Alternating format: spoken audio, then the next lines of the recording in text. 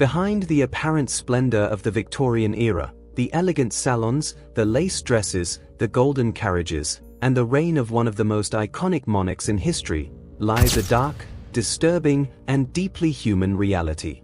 It was a time when death slipped into daily routine. Corpses were photographed as family keepsakes, people were buried alive by mistake, and arsenic decorated the walls of homes without anyone knowing. But the horror didn't end there. In factories and mines, thousands of children worked exhausting shifts from the age of 5 or 6, breathing in dust, handling dangerous machinery, and aging before their time. Childhood, for many, was nothing more than a silent sentence. Today, we are going to dive into that other side of the 19th century, the one that doesn't appear in glossy history books or romantic TV series, but which defines better than anything what it really meant to live, or try to survive, in the Victorian era. Before we continue with the topic, we invite you to subscribe to the channel and turn on the notification bell, so you don't miss any of our videos. Without further ado, let's begin. Post-mortem photography. During the Victorian era, the pain of losing a loved one was expressed in ways that might seem unsettling today, but were deep manifestations of mourning at the time. One of the most characteristic practices was post-mortem photography, especially common among the middle classes who were beginning to access photographic services. This practice involved photographing the deceased shortly after death, often dressed in their best clothes and arranged to look as if they were sleeping or even alive. In some cases, the eyes were manually opened or painted onto closed eyelids. In others, supports were used to keep the body upright, sometimes surrounded by family members posing naturally. For many families, especially those with limited resources, this photograph was the only physical image they would have of their loved one, since a portrait during life was an unaffordable luxury. Far from being a morbid practice, these portraits served as a tangible and sentimental memory, preserving the presence of the deceased within the home. Arsenic was everywhere. Parallel to these expressions of mourning, everyday life was riddled with invisible dangers, among them the widespread use of arsenic, a silent poison present in countless household items. Throughout the 19th century, arsenic was commonly used in dyes and cosmetics, especially in facial powders that promised pale skin, a sign of distinction and beauty. Women, unaware of its cumulative toxicity, applied these substances regularly, while the same poison could be found in everyday products like decorative wallpaper, colorful candies, and even children's toys. Environmental humidity could release arsenic vapors from the decorated walls, slowly affecting the health of the inhabitants without them being able to directly link the symptoms to the cause.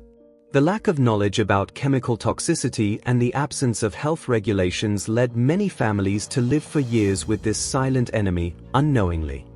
They buried the living. Another persistent fear of the Victorian era was the terror of being buried alive, a collective anxiety fueled by stories of exhumations where bodies were found with signs of movement inside the coffin. Medicine at the time lacked fully reliable methods to certify death, which led to a series of inventions and practical solutions. Among them were the so-called safety coffins, which included mechanisms such as bells or ventilation tubes connected to the surface, allowing the supposedly deceased to signal if they awoke underground. Some more complex systems included strings tied to the deceased's fingers, which, when moved, rang a bell above the grave. While it wasn't a widespread practice, it was common enough for several models to be patented in England, Germany, and the United States, showing the real extent of this anxiety. Mandatory mourning for up to 2 years. Victorian mourning was a social institution as strict as any unwritten law. Especially for widows, society imposed a rigid protocol that dictated dress, behavior, and the duration of grief. During the first 2 years after a husband's death, the woman was expected to wear all black, no adornments, embroidery, or flashy jewelry.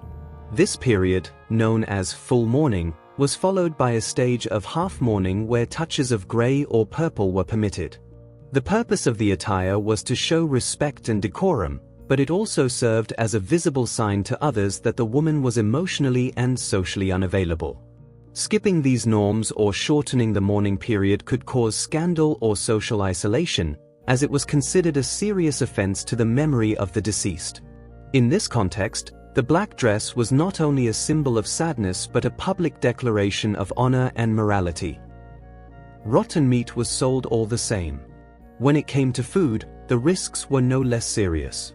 The lack of refrigeration in shops and homes, combined with growing urbanization and a constant demand for meat, led to highly questionable commercial practices. Some butchers, instead of discarding spoiled meat, treated it with boric acid or other chemicals to disguise the smell and decomposition. This technique allowed them to revive the appearance of the product just enough to sell it, especially to the working classes who couldn't afford to reject spoiled food. Although this practice was theoretically illegal, the lack of inspections and effective regulations made it spread easier. Gastrointestinal diseases were frequent and, in many cases, attributed to unknown or unavoidable causes, when in fact they were a direct result of consuming contaminated products. This example reveals how Victorian daily life, even in something as basic as food, was riddled with invisible dangers, accepted as part of the risk of existing in an era still learning to coexist with science. Surgery without anesthesia or hygiene. In the operating rooms, horror was a daily occurrence. Before anesthesia and antisepsis, bodies were opened while consciousness remained intact. Surgeons worked with unsterilized knives, reused over and over, and rarely bothered to wash their hands. Not out of carelessness, but because they didn't yet understand the link between microbes and disease. The goal wasn't to heal but to cut quickly. An amputation could last less than a minute, and the pain was so brutal that many patients fainted or died. The rate of postoperative infections was so high that surviving surgery was, in itself, a miracle. Cancer was treated with poison. Cancer, for its part, wasn't fought with science but with poison. Arsenic, mercury, and other highly toxic compounds were prescribed as treatments for all kinds of ailments, including cancer. Doctors also turned to methods like leech bloodletting, which further weakened the patient, or extreme laxative purges that caused severe dehydration. It was believed that the body was contaminated and needed to be emptied to regain balance.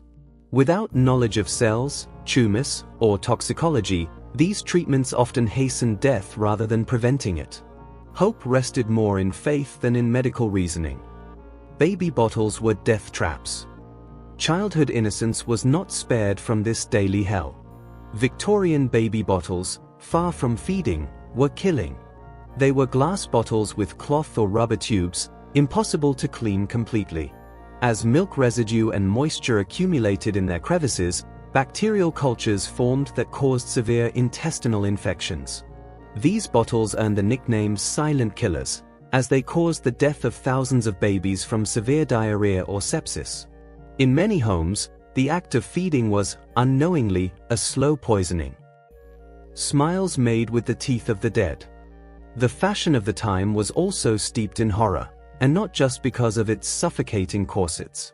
The teeth that adorned the mouths of high society weren't made of porcelain, but of the dead. They were crafted from the teeth of fallen soldiers or the corpses of paupers. These pieces were collected by looters or even stolen directly from freshly dug graves. The result was an artificial smile built from the pain and death of others, a practice as macabre as it was socially accepted. Clothing that exploded.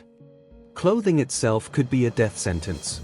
Women wore voluminous dresses with crinolines, metal or whalebone structures that gave them a bell-shaped form.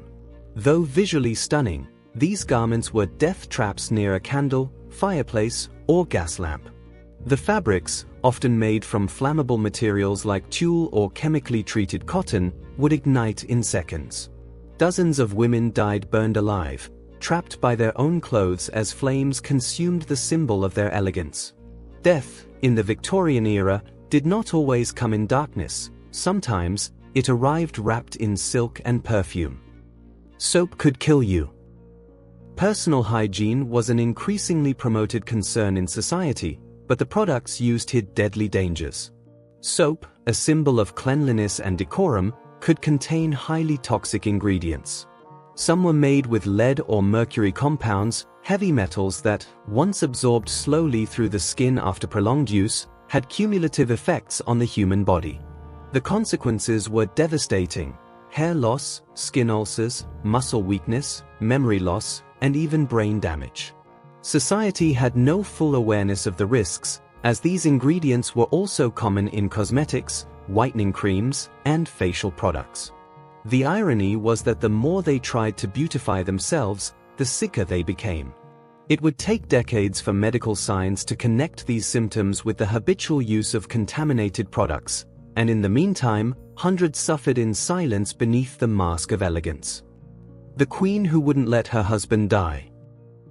One of the most poignant and peculiar episodes of the Victorian period took place inside Windsor Palace after the death of Prince Albert, Queen Victoria's husband, in 1861. The Queen's grief was so profound that it evolved into an extraordinary mourning routine. For years, Victoria ordered that her husband's clothes be laid out every morning as if he was still alive, and his breakfast served in his chambers. These actions were not just symbolic gestures, they were real expressions of pathological grief that became part of the daily royal protocol. She kept Albert's bedroom intact and personally ensured that the servants followed these instructions. To her, the prince had never truly departed. This behavior was interpreted as an extreme form of denial, though it also revealed the deep emotional attachment between the two. Far from recovering, Victoria spent the rest of her life dressed in black and limited her public appearances, earning the nickname the Widow of Windsor. Child labourers. One of the darkest faces of the British Empire was that of child labourers. From as young as 5 or 6 years old, children were employed in coal mines, textile factories, and mechanical workshops, mainly due to their small size, which allowed them to reach narrow spaces between machinery or inside hard-to-enter tunnels. Their workdays were exhausting, ranging from 12 to 16 hours a day, with no proper rest and almost always in unsanitary conditions. Many worked barefoot, with no protection at all, handling tools or breathing toxic dust, which led to chronic lung diseases, bone deformities, or mutilations caused by unshielded machinery. Accidents were common and rarely treated. In many industrial areas, it was normal for children to die before reaching 10 years of age, without this triggering immediate social alarm. Only toward the end of the 19th century, after intense reform campaigns and social pressure, did laws begin to pass limiting child labor and allowing access to basic education. Until then, childhood, for thousands, was a stage marked by silent exploitation and sacrifice. Thank you for staying with us until the end of the video. Give us a like and subscribe to the channel for more historical content.